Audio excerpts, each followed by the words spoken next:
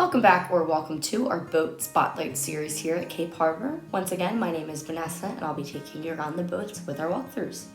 And once again, we are trying to give you an into-depth look at each of our 2024 leftover Key West boats and get them to a great home before we get our 2025 Key Wests in.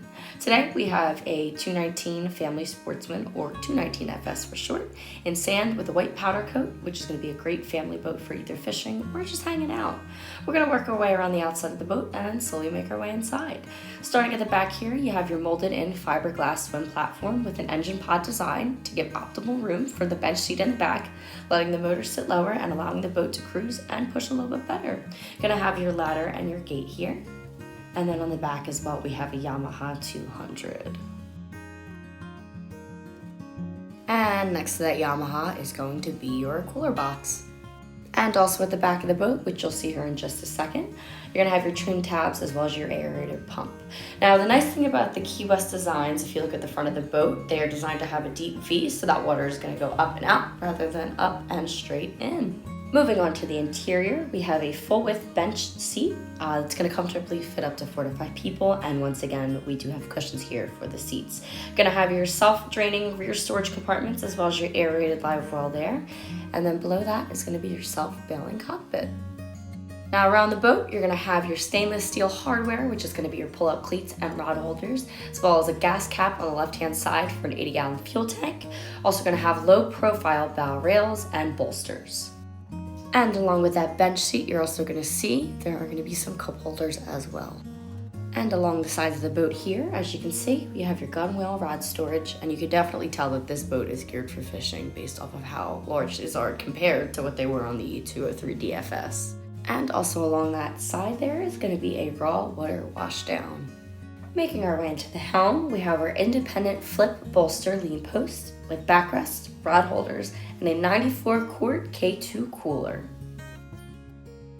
And to make the cooler even better, it will slide in and out for easier access to getting in and out of the cooler. In regards to the seat itself, which you will see here shortly, the bottom will flip up and flip down, as well as the armrest flipping up or flipping down. And once again, when flipped up, it makes it easier for short people like myself to see a little bit better as to what's going on, where you're steering into. And flip down just gives you a little bit more cushion to sit on. And looking up from that captain's chair there, you're gonna have your hardtop, which is accent colored to match the outside of the boat. It's gonna have a cargo net to securely fit your life jackets, radio box, LED lights, and rod holders. Now finally into that console. There's going to be additional storage with a console footrest, and then there's also going to be some extra storage pockets there as well.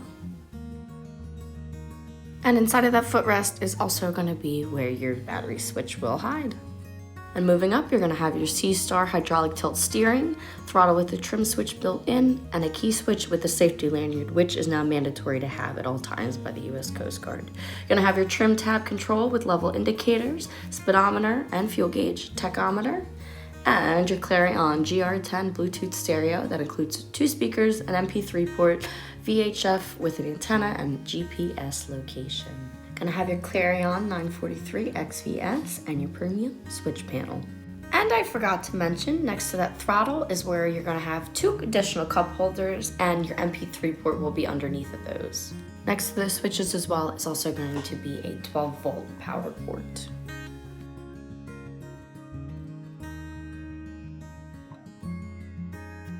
Now built into that console is where your head will hide.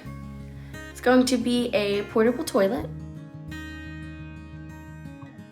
And then behind this cloth material here with some storage pockets is going to be where the batteries will sit.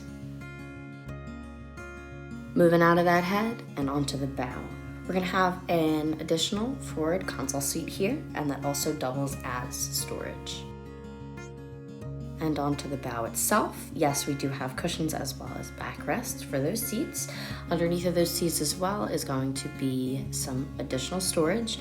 Have room for a bow filler table there and some extra cup holders. Gonna have your anchor locker, and on the right hand side is going to be a plug for your trolling motor. And that about does it for our interior.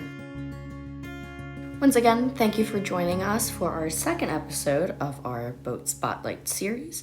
Hope that gives you enough information. Any additional questions or concerns, give us a call and we'd be happy to help. Thank you for watching and have a great day.